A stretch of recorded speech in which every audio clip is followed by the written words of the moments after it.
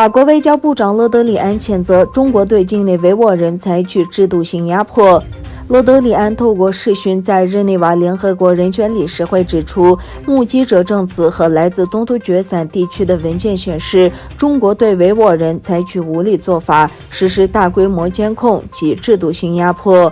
勒德里安提及维吾尔人是2020年人权大幅退步的若干例子之一。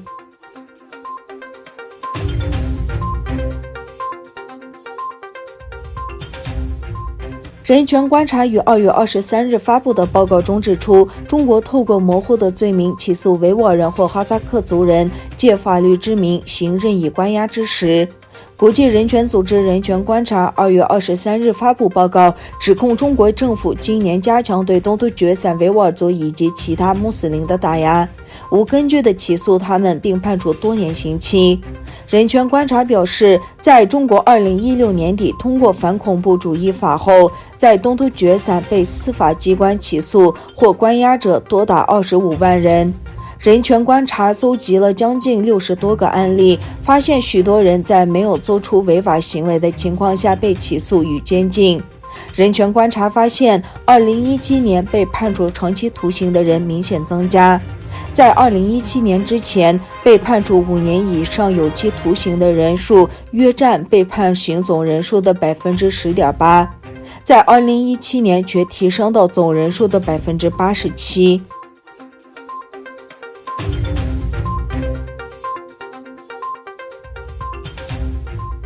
美国国务院发言人内德·普莱斯在每日新闻发布会上回答记者的问题时回忆说，部长安东尼·布林肯将中国威胁东突厥散维吾尔人的政策描述为种族灭绝，并重申中国犯有危害人类罪。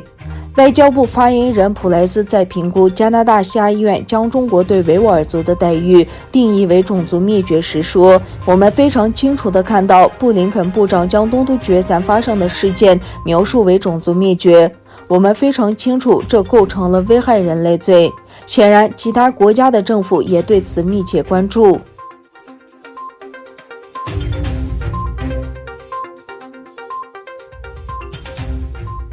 美国总统拜登提名的中央情报局局长人选伯恩斯周三向参议院的一个委员会表示，他认为与中国竞争以及抗衡中国敌对争夺性的领导高层是美国国家安全的关键。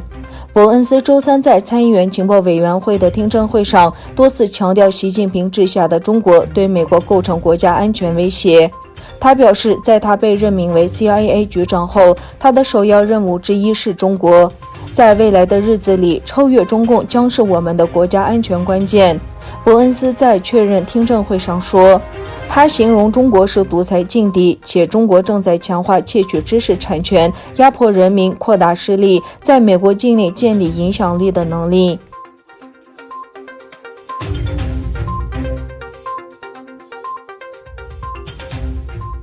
委内瑞拉外交大臣向欧盟国家法国、德国、荷兰和西班牙的外交代表发出了抗议书。